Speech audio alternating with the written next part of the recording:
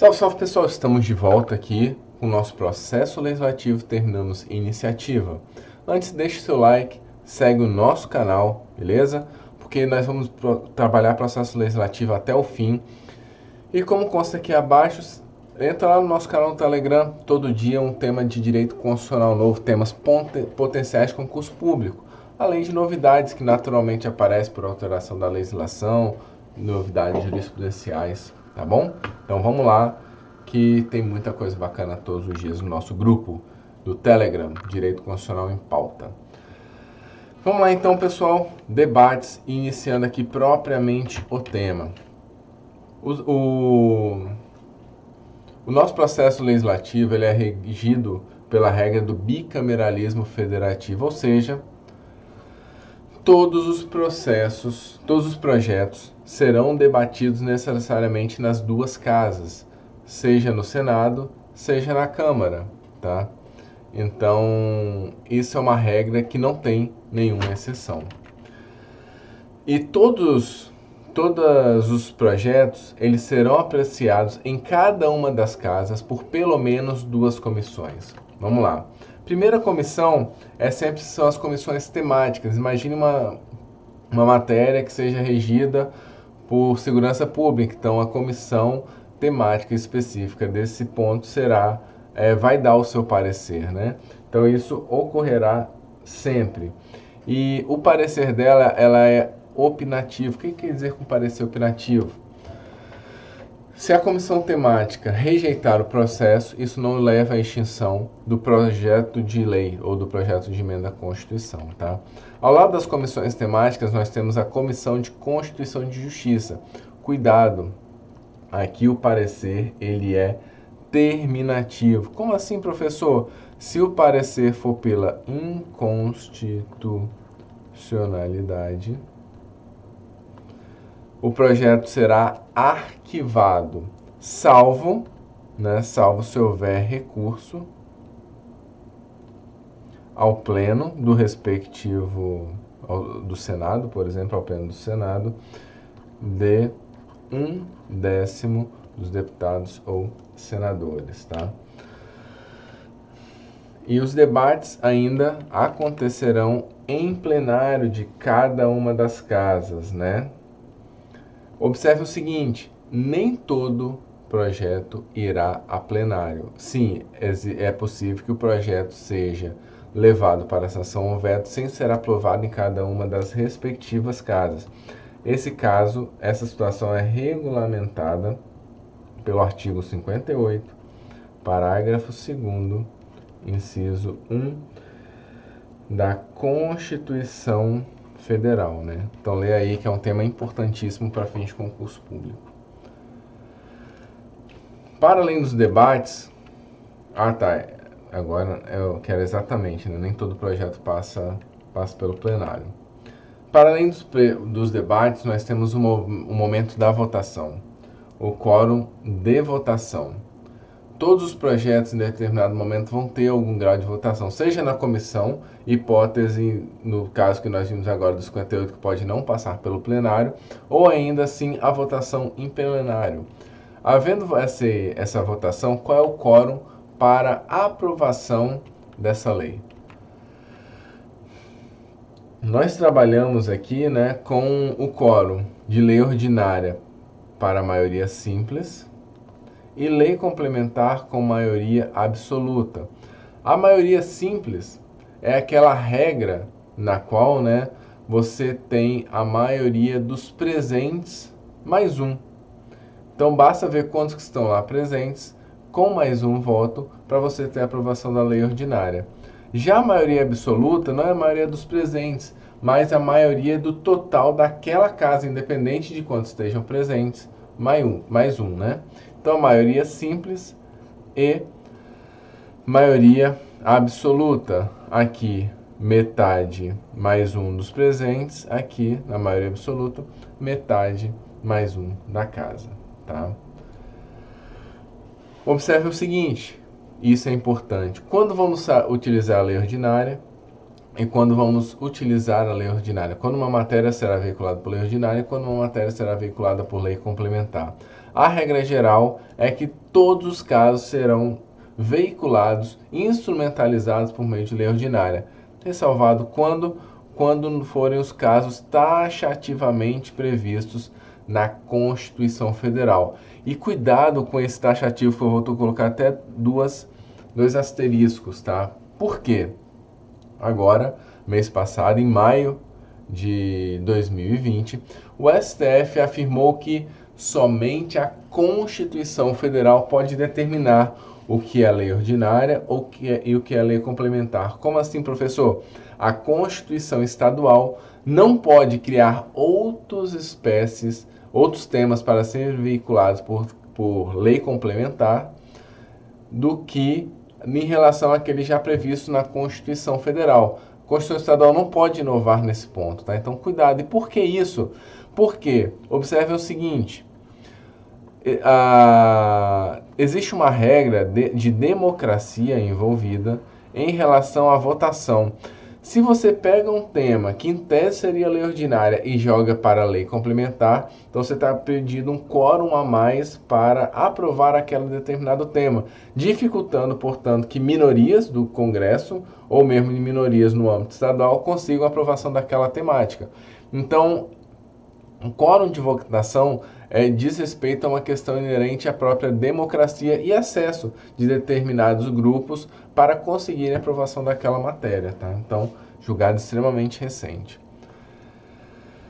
Feita essa distinção, existe hierarquia entre lei complementar e lei ordinária? Esse é um tema muito interessante e nós temos duas correntes. Primeira corrente, vamos lá. Na primeira corrente, é possível sim falarmos em hierarquia entre lei complementar e lei ordinária.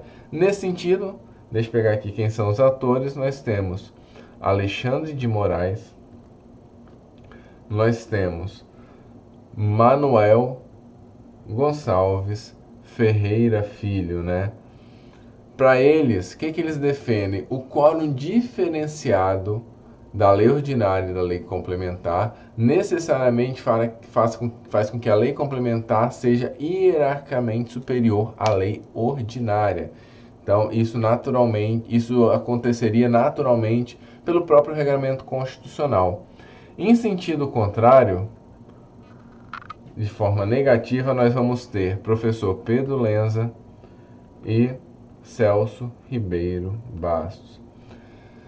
O que eles vão falar? Não existe hierarquia entre lei ordinária e lei complementar, porque a distinção entre elas diz respeito ao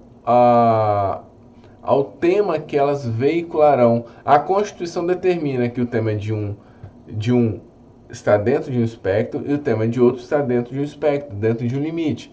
Então, por isso já está determinado constitucionalmente os temas que cada uma tem que veicular. A distinção, portanto, não é hierárquica, mas temática. Essa é a posição dos autores. Professor, o Supremo Tribunal Federal já entrou nessa questão? Já, inúmeras vezes. O STF entende que não existe hierarquia entre lei ordinária e lei complementar. A título de curiosidade, se vocês quiserem dar uma olhada, vou citar aqui para vocês o RE 509-300. Seguindo, lei ordinária pode tratar de tema de lei complementar? Observem o seguinte, nós temos uma questão que ela é bem específica, porque a lei ordinária é trabalhada com um tema específico e lei complementar com um tema específico. Mas, para além disso, nós temos quórum de votação. A lei ordinária, ela alcança o quórum de votação da lei complementar? Não, não alcança. O que eu concluo com isso? Que lei ordinária não pode tratar de lei complementar, porque o quórum da lei ordinária é abaixo do quórum da lei complementar, além de serem o quê? Temas distintos. Lei complementar pode tratar de lei ordinária? Observe o seguinte. Professor, você acabou de falar para mim que os temas dos dois são distintos. Sim, só que observe um pequeno detalhe. O quórum de votação da lei complementar é muito mais complexo do que a lei ordinária. Então, quando eu vinculo um tema de lei ordinária por lei complementar, eu acabo fazendo o quê? Alcançando o quórum de votação da lei ordinária. E por estar esse quórum de lei ordinária alcançado, o STF vai entender que sim, lei complementar pode tratar de tema de lei ordinária. Imagine, por exemplo, o seguinte cenário: Código Penal. Um dispositivo do Código Penal, ele foi alterado aqui por lei complementar. Isso pode? O STF falou que sim. Lei complementar, portanto, poderá alterar lei ordinária, no caso, o Código Penal, tá? Seguindo, lei ordinária pode revogar tema tratado em lei complementar? A resposta, em regra geral, é não. Regra geral. Por que regra geral? Vamos ver na sequência. Mas LO não pode revogar tema tratado em LC, por quê? Porque o quórum é distinto. Contudo, existe um caso em que isso é possível. Vamos para o nosso Código Penal aqui. O Código Penal, ele então é lei ordinária e ele teve um dispositivo alterado por lei complementar. Imagine que no segundo momento, no futuro, tenha então uma alteração desse ponto que foi veiculado por lei complementar e alterado por lei ordinária. Isso é ou não é possível? Esse é o único caso no direito brasileiro em que uma lei ordinária pode revogar lei complementar, tá? O único caso, repito, em que uma lei ordinária poderá revogar lei complementar, porque essa lei complementar está tratando de tema de lei ordinária. A título de referência, vamos pegar aqui um julgado para vocês, o AI 702 533 AGR de 2016. O que o STF entende? Essa lei complementar, ela é formalmente o que? Lei complementar. Por que ela é formalmente lei complementar? Porque ela passou pelo rito de uma lei complementar. Contudo, o STF vai falar o seguinte: materialmente, ela é uma lei ordinária, o seu conteúdo, a sua substância é de lei ordinária. E para fins de análise de veiculação da lei posterior, para fins de revogação ou alteração, o que importa é o conteúdo material dela e não a espécie legislativa pela qual ela foi veiculada. Beleza, pessoal? Então esse é o cenário da votação aí e do quórum de votação. Casa iniciadora. A casa iniciadora é aquela que deflagra o processo legislativo, que, como nós vimos, é quem? A Câmara dos Deputados, excepcionalmente o Senado. Uma vez votado e aprovado na casa iniciadora, o projeto vai para onde? Para a casa revisora. Na casa revisora, nós temos 3 caminhos possíveis a serem tomados. Primeiro, o projeto é aprovado sem emendas. Nesse caso, o projeto será encaminhado para onde? Sanção ou veto. Se a casa revisora rejeita o projeto ele é arquivado. E se a emenda revisora, e se a casa revisora emendar o projeto? Aqui nós temos 2 situações possíveis. Primeira situação aconteceu, por exemplo, com a emenda constitucional 45 de 2003, a reforma do Poder Judiciário. O projeto que resultou na emenda constitucional 45 era gigantesco. E muitos pontos foram trabalhados na casa iniciadora e quando chegou na casa revisora, ele simplesmente foi extremamente alterado. E eles tinham uma necessidade de concluir esse projeto, pelo menos parte dele. Então, o que eles fizeram, que é o que é possível de ser feito? Divide o projeto.